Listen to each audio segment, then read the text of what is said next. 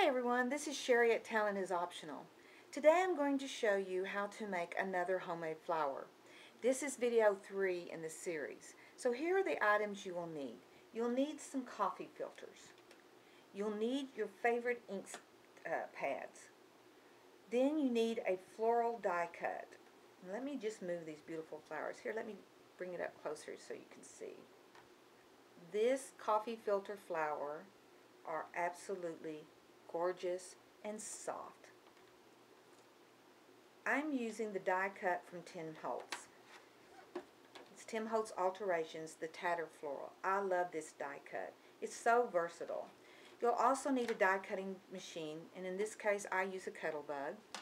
And you'll need your hot glue gun, you'll need your favorite adhesive, you'll need some pearls to put in the center, and believe it or not, I got these for like $2 at Walmart. And I don't care that they're mostly white because I can use my Copics to color them. You'll also need a paper piercer or a bamboo stick. In this case I'm using an orange stick, and some scissors, and you'll need to wear a rubber glove because it gets rather messy. And I already put the glove on to save some time. So what I did is I took the coffee filter, spread it out over the die cut, run it through the Cuttlebug, and it comes out with petals. And they look like this. So then when I get that done, I just take them and stick them right onto the ink pad, and I just rub it until it soaks up the ink. Now, you'll have to let this dry. And in trying to save time, I've already got some dry. But see how dark that is? As it dries, it will lighten up.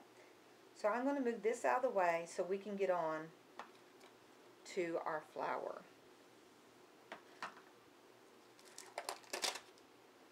Now, I have taken several shades, varying shades of pink, and put them together. And the trick to making flowers is the same thing as when you're decorating a house. Odd numbers are better. 3 petals, 3 layers of petals, 5 layers of petals. It makes it look right.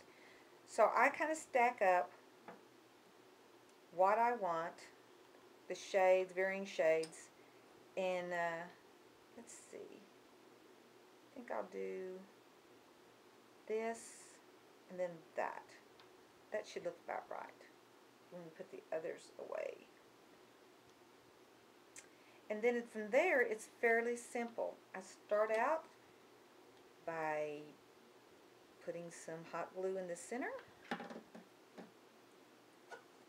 and I stack alternately another layer, twisting it so that can be seen in between. Now, while that's hot, I really want to make an indentation.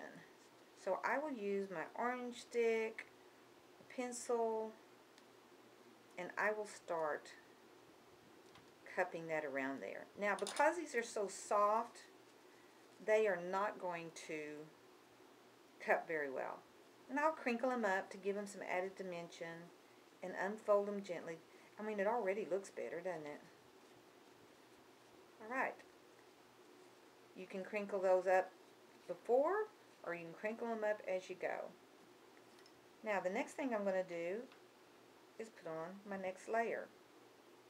But before I do that, I'm going to cut into this layer just a little bit, just so these petals will have a little more dimension and movement in them than my other petals.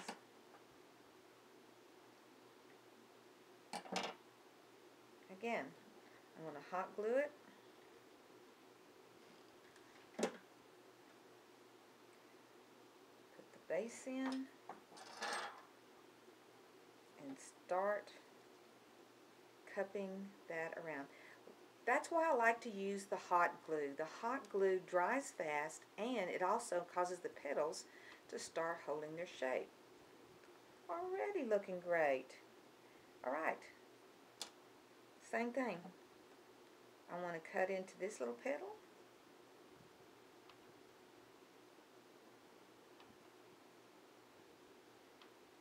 Sorry, my ceiling fan's on and it's blowing my flower away. I want you to take a look. I'll bring it up closer. On this particular petal, see how it's got these other little marks? Well, that's because I stacked these petals together while they were still damp. So it started bleeding into it, which I think is great because it gives it another dimension. Okay, so here I am. I'm getting ready to do the center again. How easy is this? Alternate that. Stick it in there. Cup it around. Hold it until that hot glue dries. Look at this. This is coming out gorgeous, if I do say so myself. Okay, the last one. Fairly simple. I'm sticking glue down in there. Putting my last set of petals in.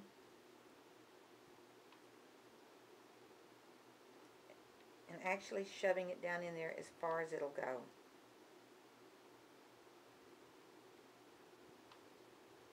Beautiful flower. Now, to finish this up, I've picked kind of a tangerine, peachy looking bead to go in the center.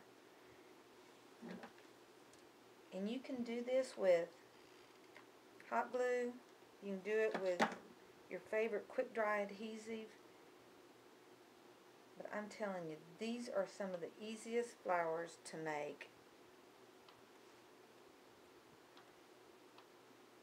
that there ever was.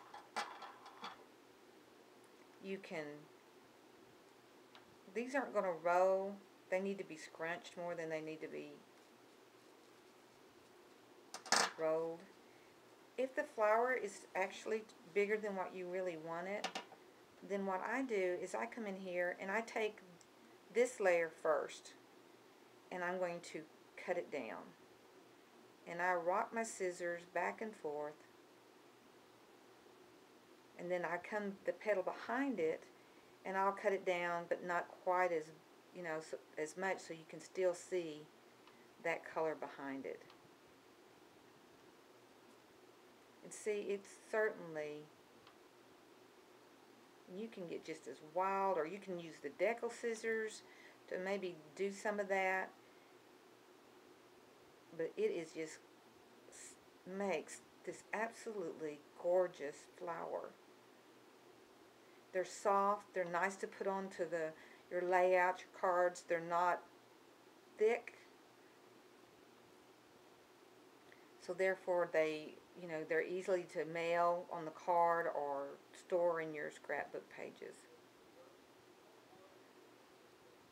I'm just telling you, I think these coffee filter flowers are one of my favorites to make. I love the softness. I love the fact that they're a little translucent and that they lay flat on your pages and your card. You want to top it off? I use Viva glitter liner a lot of times to add some glitter to it. It doesn't really need, this one doesn't need it, but it absolutely does a lot to enhance it. Here's the one I made before. No two look alike. They look similar. These I made with the smaller petals, and then added it. I'm just telling you. I hope you have fun with this. These are great flowers to make, and coffee filters are so cheap. Thanks for stopping by.